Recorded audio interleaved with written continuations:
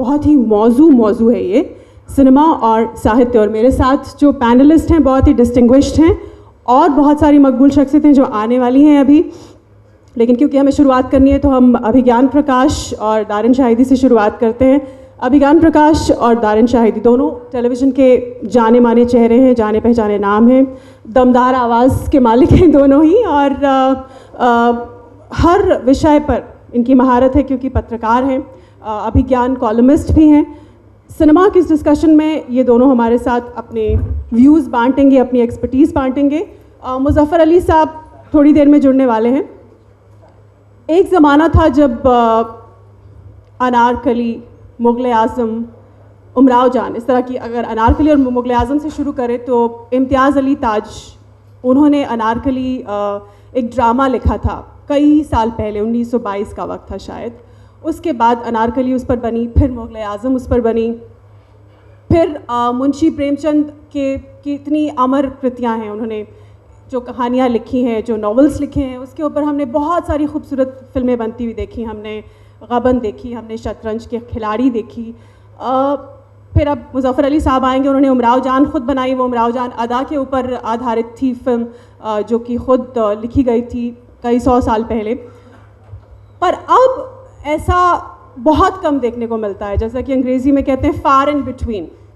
बहुत रेयर ऐसा होता है कि हमें लिटरेचर पर आधारित कोई फिल्म बनती हुई दिखाई देती है। बायोपिक्स हम बनते हुए देखते हैं, लेकिन साहित्य पर आधारित फिल्में बहुत कम बनती हैं। अभिज्ञान, आपको क्या लगता है कि ऐसा क्यों है? साहित्य से सिनेमा क्यों दूर होता चला जा रहा है या होता चला गया? मैं छोटी सी बात आपको बताना चाहूँगा कि जिस टेलीविज़न न्यूज़ के दौर से हम गुजर रहे हैं, जो कि जिसने हमारी विश्वसनीयता पर ही सवाल खड़ा कर दिया है, तो पत्रकार को बड़े घटिया और गंदी निगाह से आजकल देखा जाता है। इसमें कुछ गलत नहीं है। तो ऐसे ही मेरे तमाम दोस्त बताते थे फिल्म इंडस्ट्री के और काफ़ी अजीज़, कि उनका भी जो 80 के दशक का सिनेमा था ना, और थोड़ा बहुत वो 90 के दशक में गया, तो वो भी वैसे ही था जैसे आज की टेलीविज़न न्यूज़ है।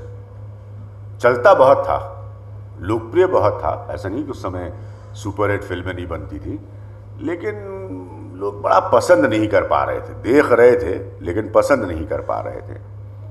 फिर 90 में कई सारे नए लोग आए, नए निर्देशक आए, नई कहानियाँ आईं, तो लोगों ने बताना शुरू किया कि भाई इससे हम एक्सपेरिमेंट करते हैं। बहुत सारे ऐसे लोग थे जो मुझे बताते हैं, ख़ास तौर पे करीबी दोस्त जो बड़े स्टार्स हैं इस देश के सिनेमा के माध्यम से, कि वो भी बहुत ज़्यादा शीतल परेशान थे कि कहानियाँ नहीं उनके पास आती थी, स्क्रिप्ट्स नहीं उनके पास आती थी। अगर किसी ने एक किस्म का किरदार कर दिया है तो घुमा फिरा के उसी का कोई ना कोई नया रूप ला के उनको दिया जाता था। तो ये सारे फ्रस्ट्रेशन से वो गुज़रे हैं। अब एक अच्छी बात ये हो रही है पिछले 15 सालों में, ख़ास तौर पर साहित्य तो सीधे तौर पर नहीं आ पाया, ये तो बात सच है।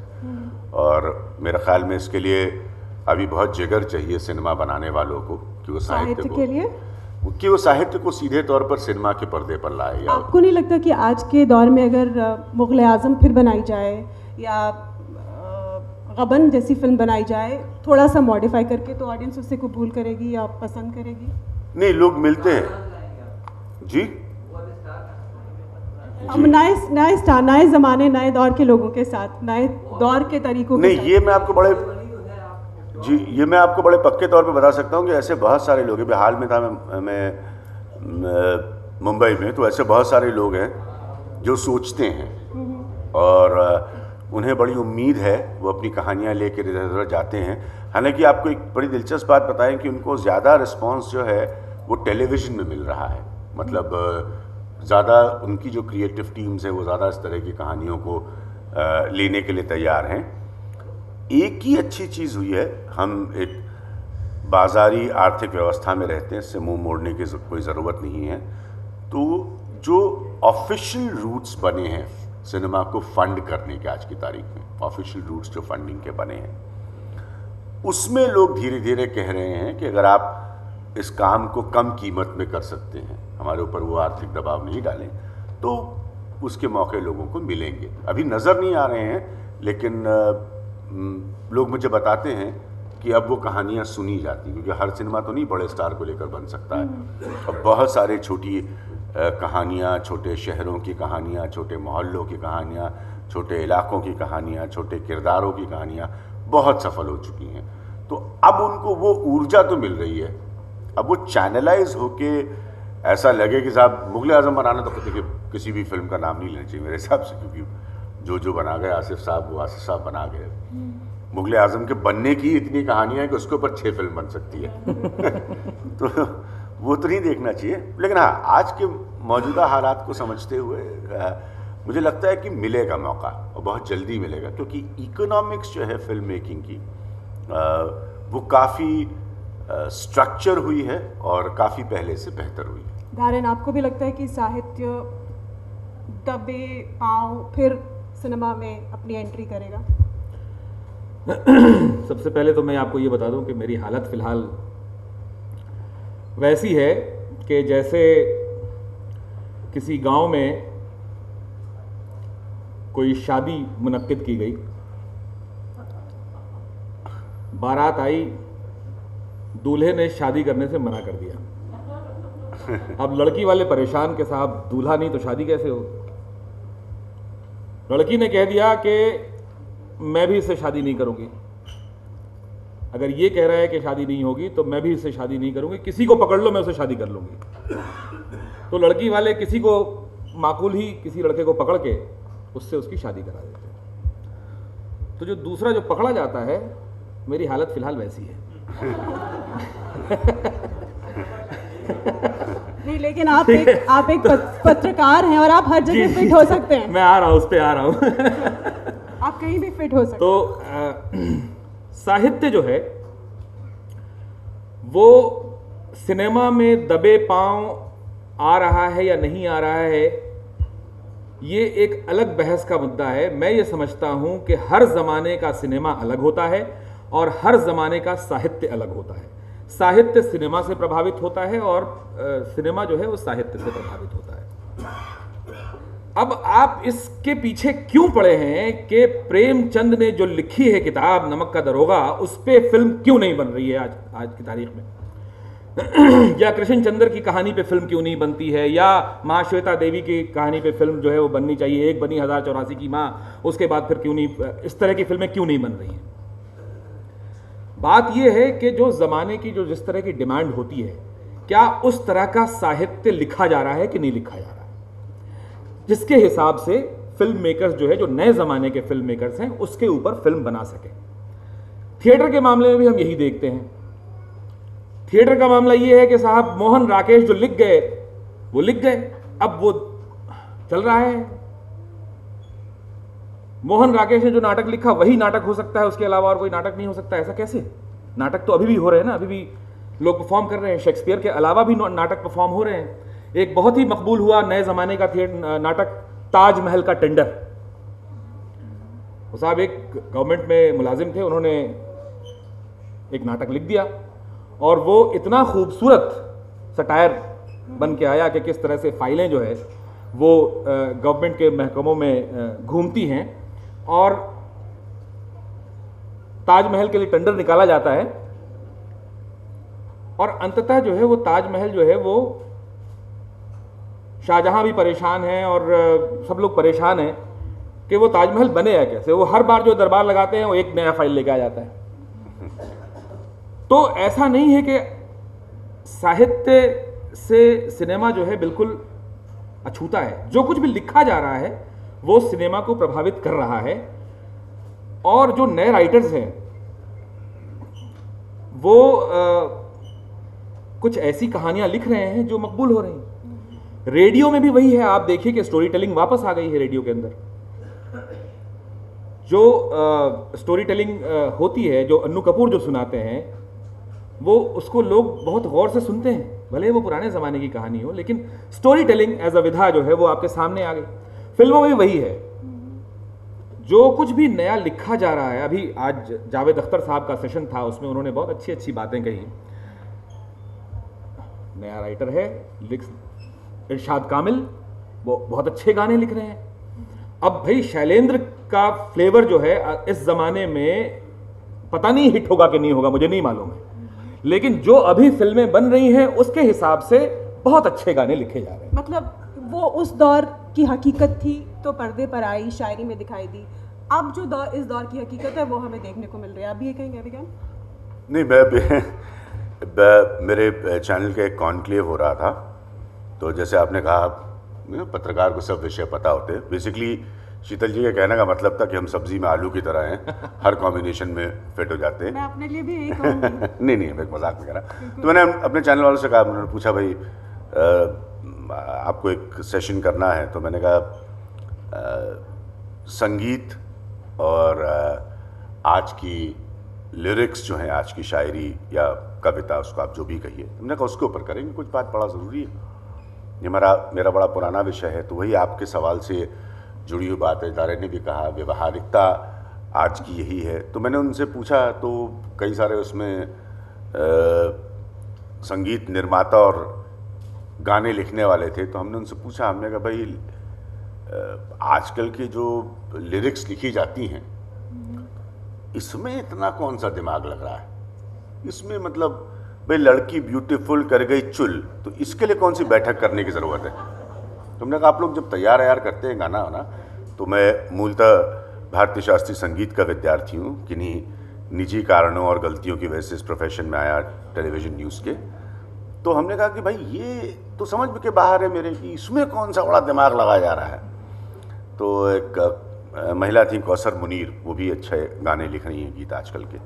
तो उनसे हमने कहा भाई अब तो मतलब बड़ी हकीकत आ गई है लिखने वालों में। एक गीत मैंने सुना और मैंने अमिताभ बच्चन और शाहरुख खान दोनों से पूछा ये सवाल। हमने कहा, उस पूछते हुए थोड़ा दोहराते हुए मुझे एक दफ़े इंटरव्यू में दारेन बड़ी शर्म सी आ रही थी, लेकिन एक गाने में हमने सुना कि साहब गीत के बोल कुछ इस तरह के थे कि ऊंचे से ऊंचा बंदा पॉटी पे बैठे नंगा।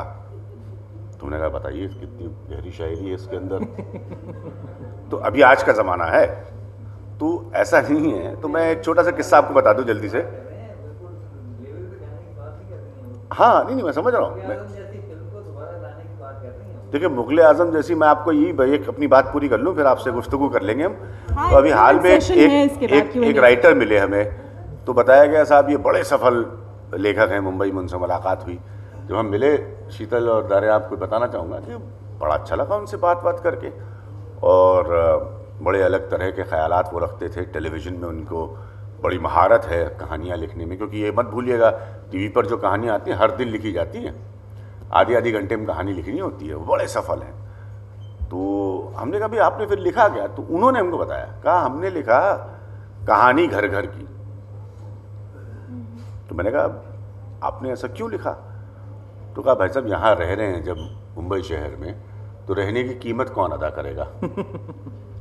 तो इसलिए उन्होंने लिखा। तो अब देखिए ये बात से तो मैं दारेन के पूरी तरह से इत्तेफाक करता हूँ। अच्छा है, मुगले आज़म और कोई भी आज़म हो, एक बढ़िया कहानी है, एक खूबसूरत एपिक है, उसको उस लिहाज से उस दायरे से आप याद करिए।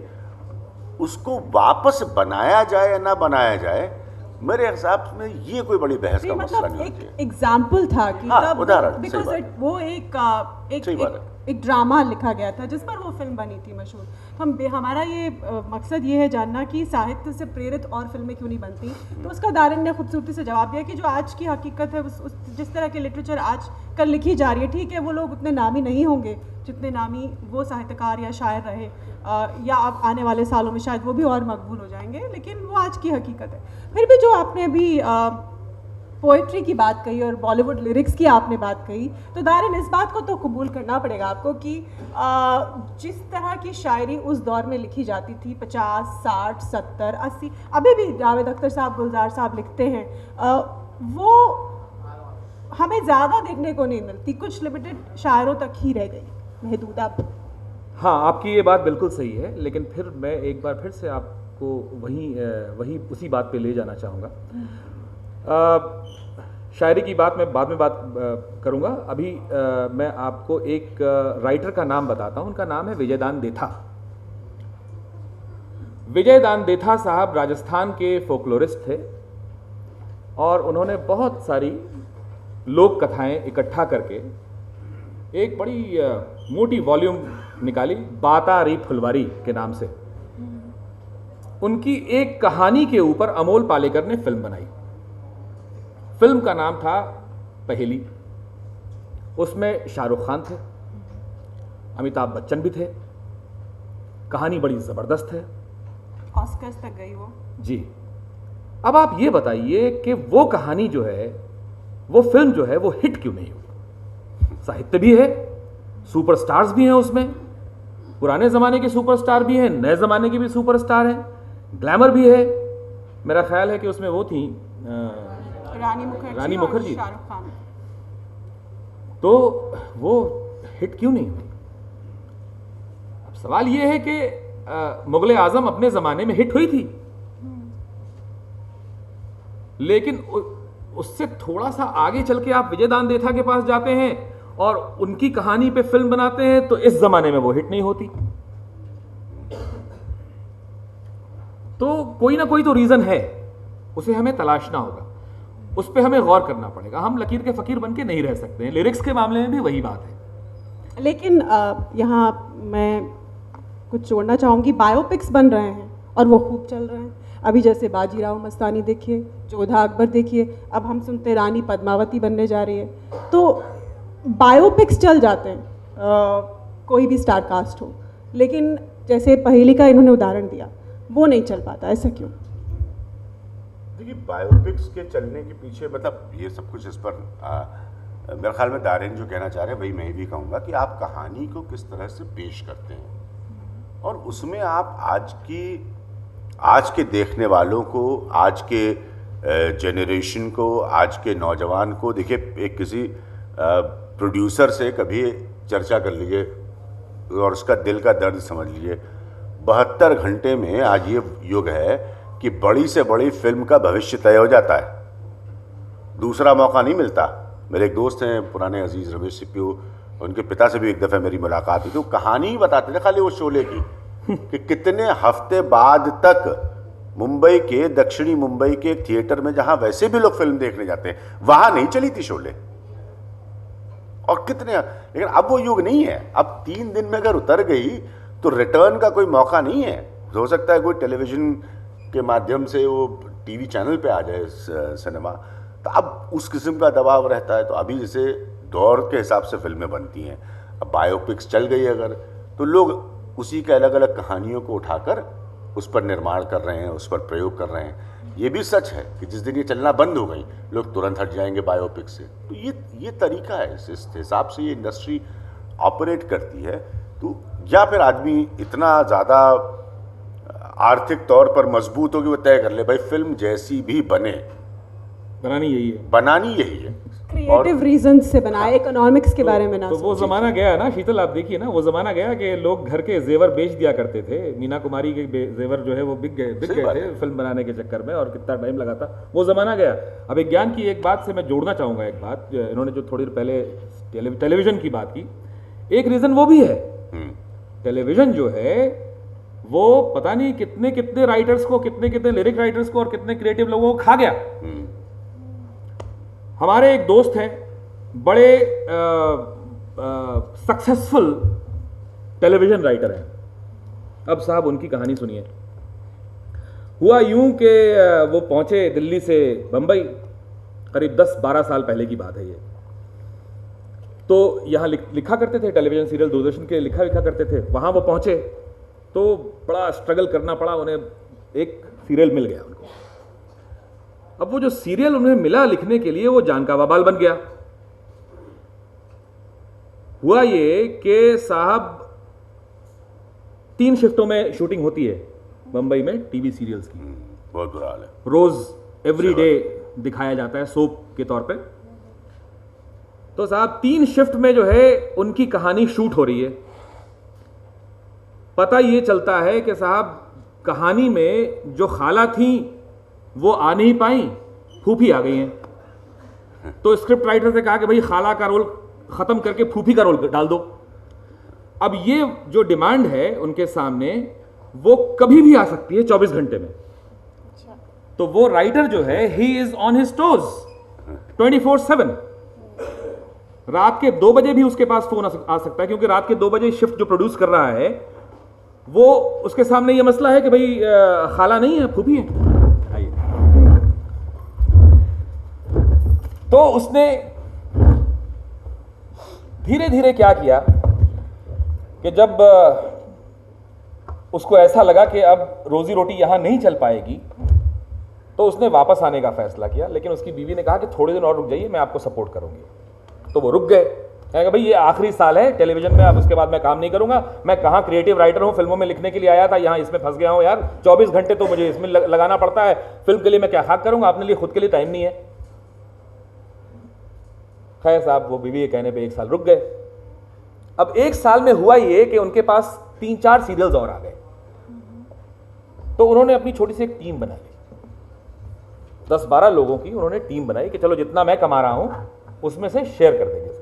जाहिर सी बात है कि अगर ज़्यादा सीरियल मिल रहे हैं, ज़्यादा पैसे आ रहे हैं, तो टीम उन्होंने बना दी।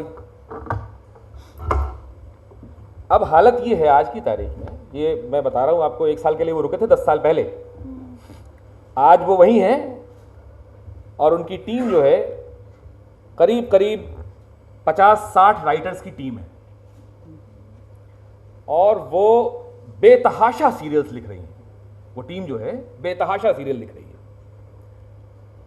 प्रोड्यूसर का डिमांड आ जाता है कि साहब ये जो है, जो एक्टर है, जो लीड एक्टर है या एक्ट्रेस है, उसका दिमाग बड़ा सर पे चढ़ गया है, एटीट्यूड दिखाने लगी है या लगा है, इसको बाहर करो।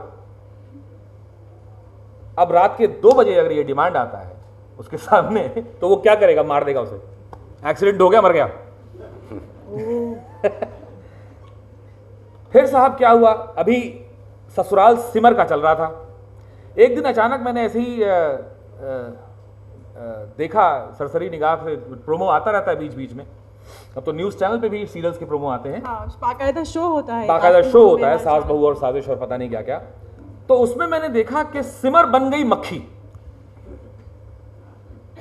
और वो एक मक्खी जो है स्क्रीन पे एक हीरोइन के नाक पे आके बैठती है। मैंने पूछा कि जमा साहब ये क्या किया आपने? लेकिन भाई डिमांड आई थी कि कुछ नया करना है सीरियल में, टीआरपी नीचे जा रही है, कुछ नया करो। तो मेरे एक टीम के सदस्य ने कहा कि सर इसको मक्खी बना दीजिए। हमने मक्खी बना दिया।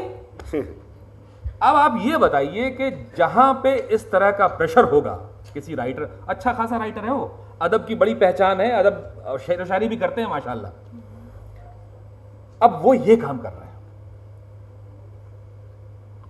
लेकिन अब तो उन्हें इसकी जरूरत नहीं है, उनका एक अच्छा खासा जमघट राइटर्स का उनके पास है। 10-12 साल इसमें है ना, एक्सीडेंट करवा रहा है, खाला को फूफी बना रहा है, मामू को जो है वो चाचा बना रहा है, तो अब उसके पास कितनी क्रिएटिव एनर्जी बची है मुझे नहीं मालूम। अब वो पता नहीं अपनी शायरी भी ढंग से कर पाएंगे कि नहीं कर पाएंगे। सिनेमा के स्क्रिप्ट लिखना तो आप भूल ही जाइए। मतलब पॉइंट जो निकल कर आ रहा है वो यही कि जो बिकता है वही हम दिखाएंगे, और इसीलिए शायद उस तरह के शाहकारों की हमें अब अपेक्षा नहीं करनी चाहिए, या शायद उम्मीद करते रहना चाहिए। इस बीच हमारे साथ एक खास मेहमान जुड़ गई हैं, कविता सेठ। इनका स्वागत कीजिए तालियों के साथ जोरदार। कविता सेठ बहुत ही मशहूर प्लेबैक गायिका हैं, गज़लें गा चुकी हैं, सूफ़ी गायिका हैं, बहुत ही खूबसूरत गीत इन्होंने फिल्मों में गाए हैं। राजनीति में गूंजा सा एक तारा मेरा खुद का पर्सनल फेवरेट है, बहुत खूबसूरत इन्होंने गाया है। कविता, हम बात कर रहे हैं कि सिनेमा और सिनेमा साहित्य से क्यों दूर होता चला जा रहा है।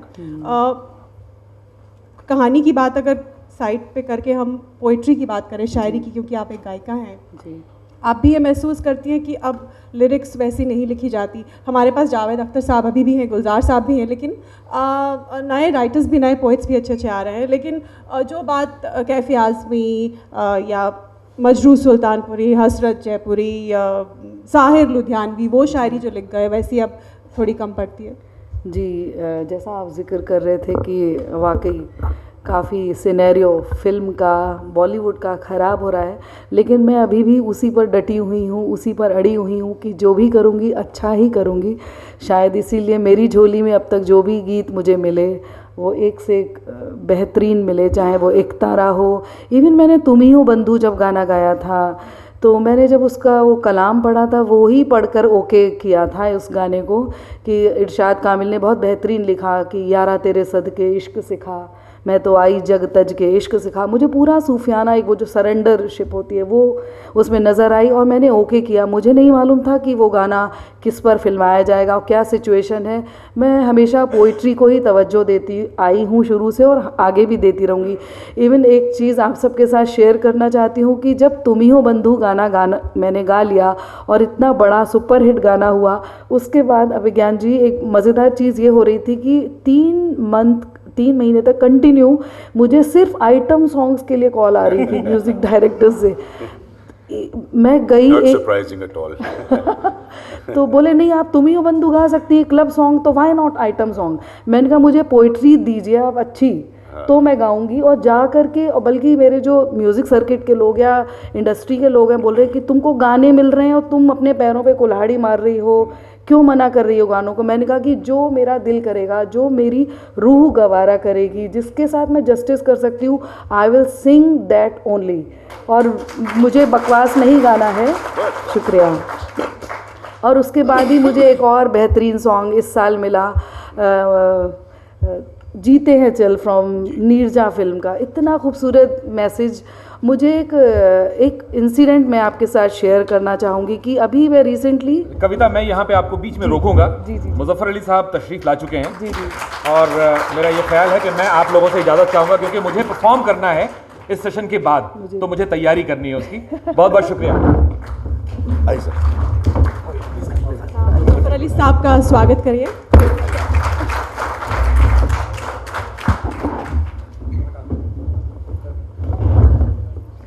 सर बहुत शुक्रिया हमारे बीच आने के लिए और बहस का हिस्सा बनने के लिए।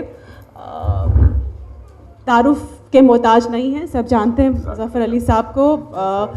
सिनेमा और साहित्य पर चर्चा इनके बगैर अधूरी इसलिए है क्योंकि इन्होंने जो उमराव जान बनाई थी, जो शाहकार बनाई थी, वो उमराव जान अदा एक बेहद मशहूर नावल पर आधारित थी और एक आइकॉनिक फिल्म है। हम सब उसके बाद भी बनी उमराव जान, लेकिन जैसा कि ऑडियंस में भी कुछ लोग मुझे बता रहे थे कि उमराव जान जब वो सोचते हैं तो वो फिर 80 वाली उमराव जान ही सोचते हैं और कोई उमराव जान उन्हें याद नहीं आती, चाहे म्यूज़िक के हवाले से हो, म्यूज़िक के पॉइंट ऑफ व्यू से हो, कॉस्ट्यूम के पॉइंट ऑफ व्यू से हो, अदाकारी के पॉइंट ऑफ व्यू से हो, डायलॉग्स के पॉइंट ऑफ व्यू से हो, वही बिल्कुल वही उमराव जान उन्हें याद आती है। लेकिन मुजफ्फर अली साहब, उसके बाद आपने भी लिटरेचर से इंस्पायर्ड ज़्यादा फिल्में नहीं बनाई। जूनी की हम बात सुनते आ रहे थे, लेकिन वो भी हमें अभी तक देखने को नहीं मिल पाई है। आपको लगता है कि अब ऐसा दौर आ गया है कि साहित्य का समागम सिनेमा के साथ संभव नहीं है? जैसे कि आपके आने से पहले चर्चा हो रही थी कि वक्त की डिमांड ये है, इकोनॉमिक्स सब कुछ डिसाइड करती है, लोग रिस्क नहीं लेना चाहते, जो बिकता है वही चीज़ बनाते हैं। मैं माफ़ी चाहता हूँ, मुझे देर होगी, ताख़ीर होगी आने में, क्योंकि एयरपोर्ट लखनऊ में बंद था और बस अभी उतरा हूँ, हाजिर हुआ। तो असल में हर शख्स का एक सफ़र होता है और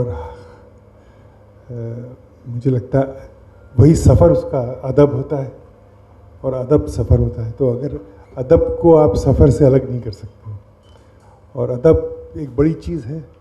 अदब एक माहौल है, एक ज़िंदगी है, अल्फाज हैं, अंदाज़ है, अंदाज़ बयान है, बहुत सी चीज़ें हैं जो आपका अदब बनाती हैं। तो फ़न और अदब के बीच में जो एक जिसे कहना चाहिए जद्दोजहद चलता है और एक तज़ाद रहता है वक्त के साथ, उससे हम लोगों को जूझना पड़ता है। तो जो शख्स जहाँ का है, चाहे वो उस जगह की खुशबू, उस जहाँ की आबो हवा, उस जहाँ का मतलब आबो गिल, सब उसके जिस्म का, उसके लाशूर का एक हिस्सा होता है। अब कोई ये कहे कि मैं अदब से हट के कुछ करूँगा, मैं सांस भी नहीं ले सकता हूँ अदब से हट के। तो अदब फिल्म से जुड़ा है या फिल्म अदब से जुड़ा है, ये सब उसी के अंदर से बातें पैदा होती हैं। और अदब में बहुत सी चीज़ें आदमी महसूस करता है, बहुत सी चीज़ें तख्लीक़ में लाता है। तो महसूस करना एक चीज़ होती है और तख्लीक़ में लाना एक और चीज़ होती है।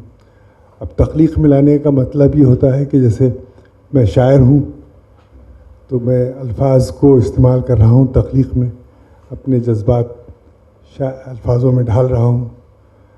तो इतनी ज़रूरत कभी मैंने नहीं की कि मैं अल्फाजों के साथ खेलूं, क्योंकि वो बहुत बड़ा काम है, उसमें जलना पड़ता है आदमी को। एक अच्छा शायर बनने के लिए, एक समाज की अक्कासी करने के लिए, समाज का आईना बनने के लिए शायर की बहुत बड़ी मतलब बहुत बड़ा वक़ार होता है। और it's the highest form of art, you know, it's the mother of all arts.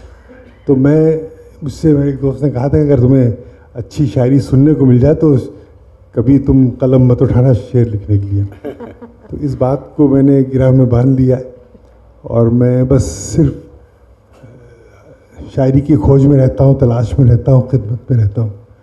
तो ये मेरा एक ड्राइविंग फोर्स है। अब शायरी आपका अंदाज बन जाए, ये एक माशरे के ऊपर डिपेंड करता है, आप किस माशरे से ताल्लुक़ रखते हैं। तो जिस माशरे से हम ताल्लुक़ रखते हैं तो शायरी जो है वो हमारे हिस्से का दर्द भी है, हमारे हिस्से की खुशी भी है, और हमारे हिस्से का क्या कहते हैं एक ड्राइविंग फोर्स भी है। So I am essentially a poetry driven person and poetry has driven me through all my works, you know. अब पोइट्री के साथ मैं कुछ शायद भटक तो नहीं रहा हूँ? नहीं, या आप लोग भटक रहे? नहीं आपको सुनना चाहते हैं। नहीं, हम तो अच्छा वो एक तसलसल अगर टूट जाएगा ख्याल का, फिर इससे जुड़ा हुआ कोई अगर बात निकलेगी तो हम जैसे कहते फिल्म में कहते हैं ना, वो कोई एक्टर आता है इतना ज़रा डायलॉग सुना दीजिए। था सीने में जलन, आँखों में तूफान सा क्यों है, इस शहर में हर शख्स परेशान सा क्यों है। ये इस फिल्म की पूरी प्रेमिस थी। तो एक फिल्म की प्रेमिस बन जाना एक पोएम को I think is a important factor, you know. तो अब वो उसी सूरत से आपकी याद आती रही रात भर, चश्मे नम मुस्कुराती रही रात भर। तो पोइट्री को मैंने जिस तरीके से महसूस किया अलीगढ़ में रह के, ऐसे ऐसे शायरों से मैं मिला और उसको किस सूरत से मैं अपनी तख्लीक में लाया और तख्लीक में किस तरह का सफ़र रहा पोइट्री को लेके, कैसे कैसे कंपोज़र्स के साथ मैंने काम किया।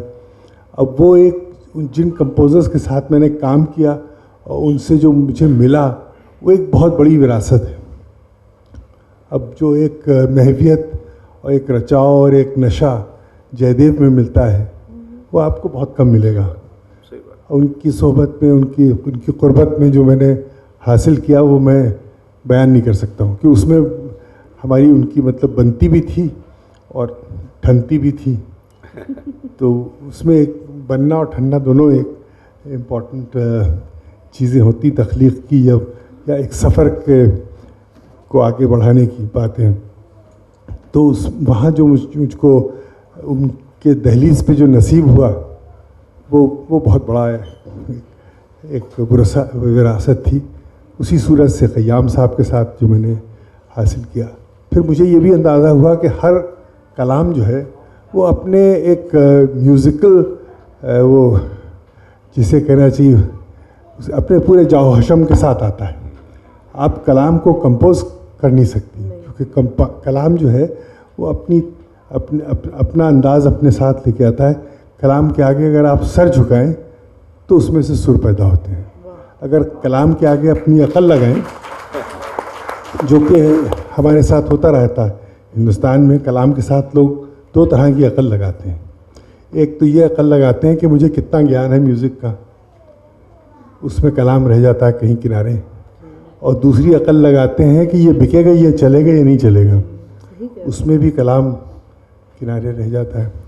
तो ये दो चीज़ें जो हैं इनको लेके चलना एक जिसे कहना पुलसिरात पे चलने वाला मामला है।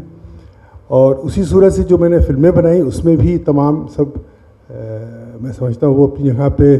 अब जैसे जो फैज़ साहब ने हमारे फिल्म के बारे में लिखा, शायद नेट पे मिल जाता है, वो मैं वही चीज़ थी जो मैं उनकी शायरी के बारे में महसूस करता हूँ। तो ये सब जिसे कहना चाहिए ये बरकत की बातें हैं, ये इबादत की बातें हैं, ये अक़ीदे की बातें हैं। और आपने ये किया और ये नहीं क्यों नहीं किया और ये नहीं कैसे हुआ, इन चीज़ों से कुछ हासिल नहीं होता कि आपने अदब पे काम किया और फिर उसके बाद अदब पे क्यों नहीं काम किया और फिर लिटरेचर को आपने क्यों नज़रअंदाज कर दिया। तो लिटरेचर जो है वो तो हमारी, जिसे कहना चाहिए, रगों में बह रहा है। कितना वो एक उपन्यास की शक्ल ले लेता है वो बात अलग है, लेकिन एक उसको लिटरेचर को जीना और एक लिटरेचर के माहौल में जीना और उसके बाद लिटरेचर को लेके या उस तख्लीक को लेके आज के समाज में उसको रेलेवेंट करना, ये बहुत बड़ी बात होती है। इतना आसान नहीं होता करना। दयार फ़न में जहाँ मंजिलें भी फ़ानी हों, तमाम उम्र भटकने का हौसला रखिए, ये आपके लिए है। वाह, क्या बात, क्या बात। तो उसमें हम लोग को ये इस हौसले पे जिंदा है कि हम भटकने की हिम्मत रखते हैं, और इसमें हम कुछ कर पाएँ ना कर पाएँ ये बातें अलग होती हैं, लेकिन हम I follow my heart and I am totally subservient to poetry. Poetry की भी अपनी मंजिलें हैं, इश्क की मंजिलें हैं, नाकामी की मंजिलें हैं, इनकलाब की मंजिलें हैं, फ्रस्ट्रेशन की मंजिलें हैं, और फाइनल मंजिल जो इश्क की है वो समर्पण की मंजिल है, सबमिशन की मंजिल है, जो आपको तसव्वुफ़ की शायरी में मिलती है। तो इसका एक पूरा एक आदमी को जीना पड़ता है, तब इसका एहसास पैदा होता है। वैसे तो एहसास आपको फ़ौरन हो जाता है, हर शख्स को हो जाता है, क्योंकि हर आदमी का दिल बुनियादी तौर पे पाकीज़ा होता है और उसके अंदर वही चीज़ ज़िंदा रहती है जो पाक साफ़ होती है। हर आदमी के साथ ये है। और जो चीज़ें उसके दिल में डाली जाती हैं वो अक्ल की चीज़ें होती हैं या पैसे की चीज़ें होती हैं, वो फ़ौरन निकाल के वापस फेंक देता है। तो जो दिल की चीज़ें हैं वो उसके दिल में कायम रहती हैं और वो उस दिल के अंदर खुशबू पैदा करती हैं। बहुत खूबसूरत बातें हमें सुनने को मिली मुज़फ़्फ़र अली साहब से। बहुत से लोग मैं यहाँ देख रही हूँ इच्छुक हैं, वो पूछना चाहते हैं, क्योंकि इतनी मकबूल शख्सियत यहाँ हमारे बीच है, तमाम एक्सपीरियंस लोग हमारे साथ हैं। सवाल जवाब सेशन को हम शुरू करते हैं और माइक अगर ऑडियंस को दे दी जाए, कौन सवाल पूछना चाहेंगे सबसे पहले? बहुत बहुत शुक्रिया। मेरा नाम अहमद ख़ान है और मुज़फ़्फ़र साहब से मैं गुफ्तगू कर रहा हूँ, ये बड़ी खुशनसीबी की बात है मेरे लिए। और सवाल जवाब का सेशन है तो पोइट्री की बात हो रही थी, तो एक सवाल मेरे दिमाग में बहुत अरसे से चल रहा है, जब से मैंने गमन फिल्म देखी है सर की, तो उसके बारे में मेरा एक सवाल है। गमन फिल्म में एक सीन है लास्ट में, टैक्सी वाला है एक पागल जो हमेशा सबसे पेट्रोल मांगता है और कोई उसे पेट्रोल देता नहीं है क्योंकि वो आग लगा देना चाहता है।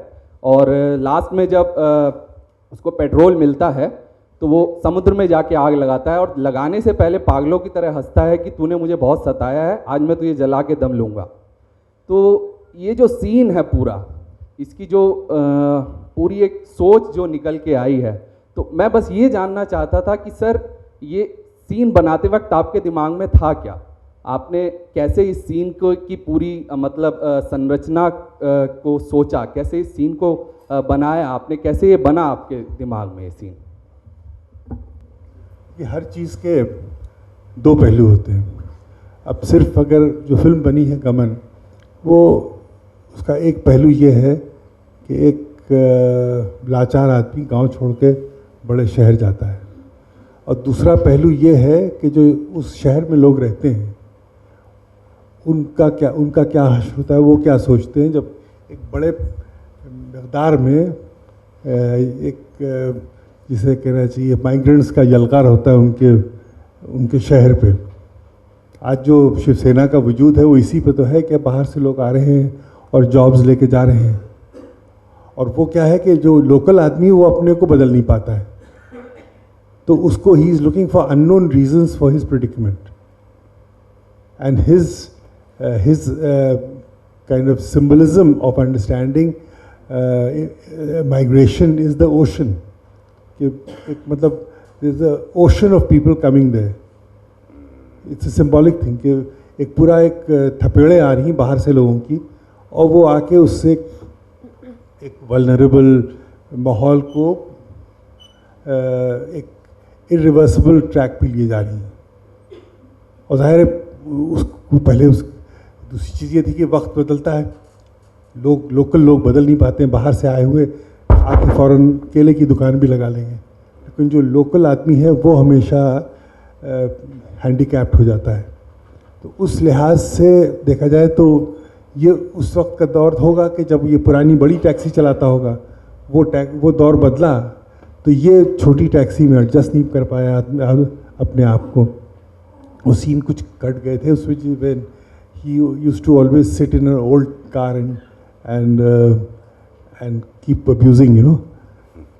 तो वो उसमें वो एडजस्ट नहीं कर पाया, तो उसको ये समंदर जो है, it's a sea of migrants from UP, Bihar वगैरह वगैरह that comes into Bombay, and then also it's connected with his profession deals with petrol, you know, petrol की महंगाई, बड़ी टैक्सी से छोटी टैक्सी पे आना क्यों लोग आए, पेट्रोल की वजह से तो आए।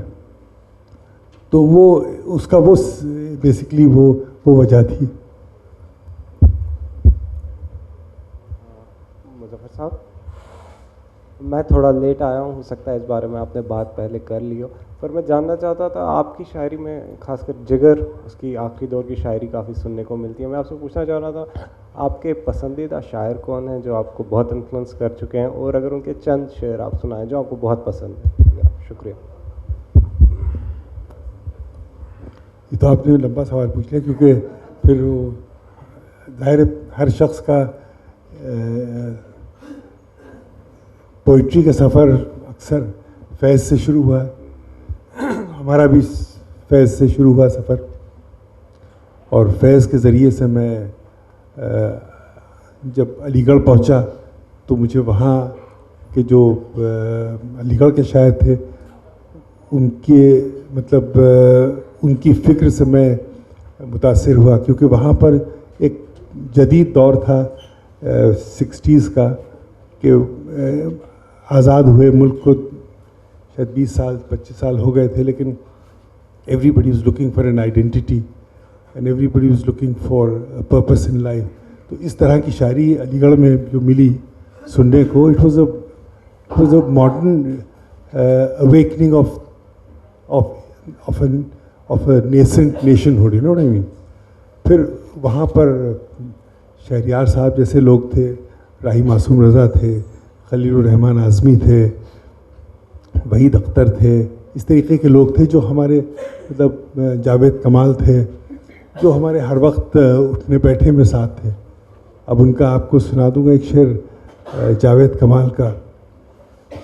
हम आगही को रोते हैं और आगही हमें, वारफ्तगी ये शौक़ कहाँ ले चली हमें। आई थी चंद गाम उसी बेवफा के साथ, फिर उम्र भर को भूल गई ज़िंदगी हमें। और हासिल गज़ल ये शेर है, वहशत ने वो भी लूट ली दम भर में दोस्तों, जो मुद्दतों में आई थी शाइस्तगी हमें। तो इस तरीके से एक अलीगढ़ का माहौल पैदा हुआ। अलीगढ़ से जब हम इतना हम आहंग हुए शायरी से, तो हमको फिर लखनऊ वाले भी पहचान में आए। अब लखनऊ वालों में तो ज़ाहिर असातिज़ा आरज़ू हैं और जिगर है और जोशी, ये हमारे घर पे रहते थे जिगर साहब, लखनऊ में हमारे वालिद जोश साहब भी। तो ये एक कुर्बत रही थी, हम उनको समझ नहीं पाएंगे ये लोग क्या चीज़ है, क्या मतलब व्हाट दे स्टैंड फॉर। बहरहाल जब बाद में हमने रिफ्लेक्ट किया तो पता चला ये भी हैं। फिर मीर अनीस जो हम लोग सुनते आए बचपन में, और पता चला वो इतना बड़ा उनका एक फसाहत और बलागत उनके कलाम में है, जो एक पूरी एक करबला के पस मंज़र में जो उन्होंने लिखा, इट्स एपिक, यू नो। फिर उसी हिसाब से फिर जब हम जिसे कहना चाहिए कलकत्ते आए, तो फिर again another form of revolutionary poetry began to make sense to me, you know। हमारे दोस्त थे जो शायर थे उस वक्त, सुभाष मुखोपाध्याय, ये सब बंगाली शायर थे।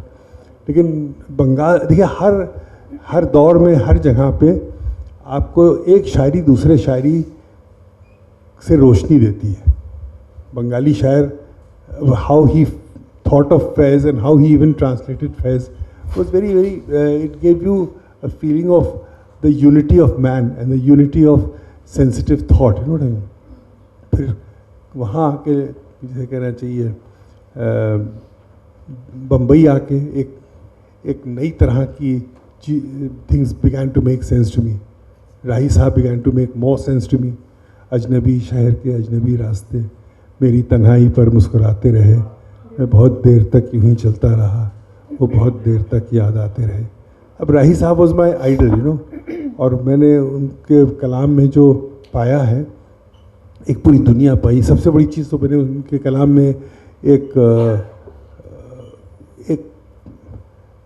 Putting things in a context पाया। उन्होंने जो 1857 पे काम किया है वो काम मतलब वाकई काबिल क़द्र है। आजकल 1857 लोग समझ नहीं सकते कि क्या था, और उस वक्त पता नहीं जो कुछ भी लिखा गया था सब कुछ जला दिया गया। इवन प्रेमचंद की किताब जो थी सोज़े वतन, वो भी जला दी गई थी। तो 1857 का दर्द आपको अगर मिलेगा तो तभी मिलेगा जब सन 47 के बाद वो रिक्रिएट किया गया हो, और जिस तरीके से उन्होंने रिक्रिएट किया है it's something out of this world. मैंने उनके गोमती पे एक बैले भी किया था। गोमती की भी कहानी बहुत ही दर्दनाक है। गोमती दरिया है, अंग्रेज़ लखनऊ पे हावी हो गया है, गोमती की तलाश कर रहा है, और फाइनली एक शायर लखनऊ की तलाश में आता है और बताता है कि हम तुम अंग्रेज़ ढूंढ रहा है गोमती को, के गोमती इज़ द कल्चर। फिर वो कहता है कि शायर कि हम तुम्हें दिखाते हैं गोमती कहाँ है। तो लोग कहते हैं तुम गद्दार हो, तुम अंग्रेज़ों से मिल गए, तुमने हमारा वो बता दिया सुराग। तो वो ले जाता है अंग्रेज़ को, कहता है इनमें गोमती है, इनमें गोमती है, इनमें गोमती है। तो अंग्रेज़ झुल्ला के उसकी ज़बान काट देता है। तो जो ज़बान काटने की सिंबलिज़म है वो आज तक मुझे लगता है रेलेवेंट है, आज तक कंटेम्प्रेरी है।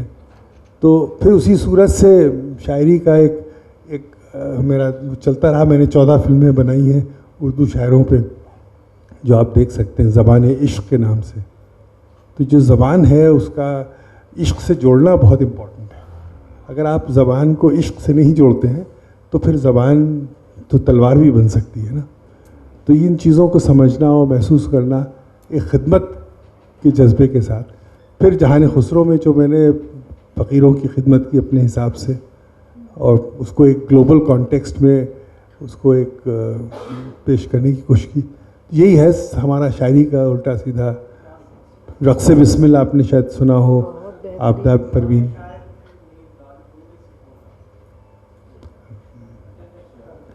नज़ीर का क्या कहना, मीर का क्या कहना, गालिब सब है। फिर आपके वो कुली कुतुब शाह, बहुत शायर हैं, शायरों की कमी नहीं है। हम आपको मिला देंगे, सबसे बाहर आइएगा।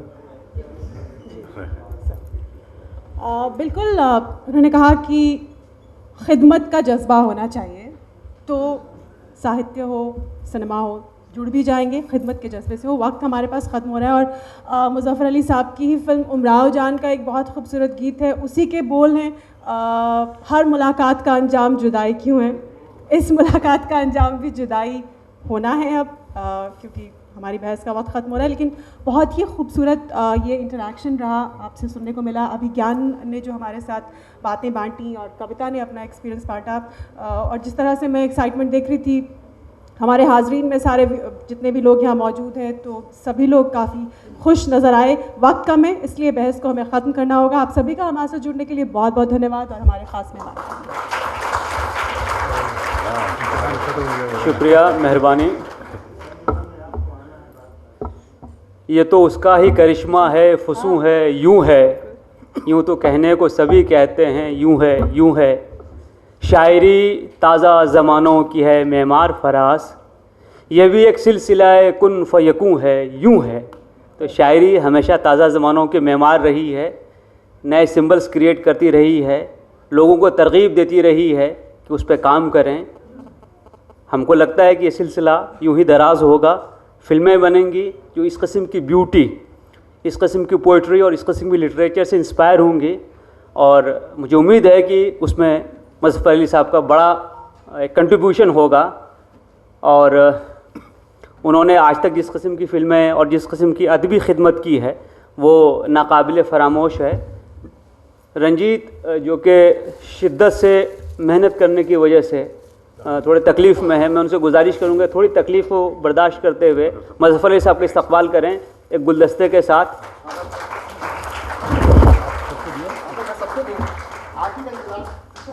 सिलसिला अब हमने शुरू किया है, कविता सेठ अभिज्ञान प्रकाश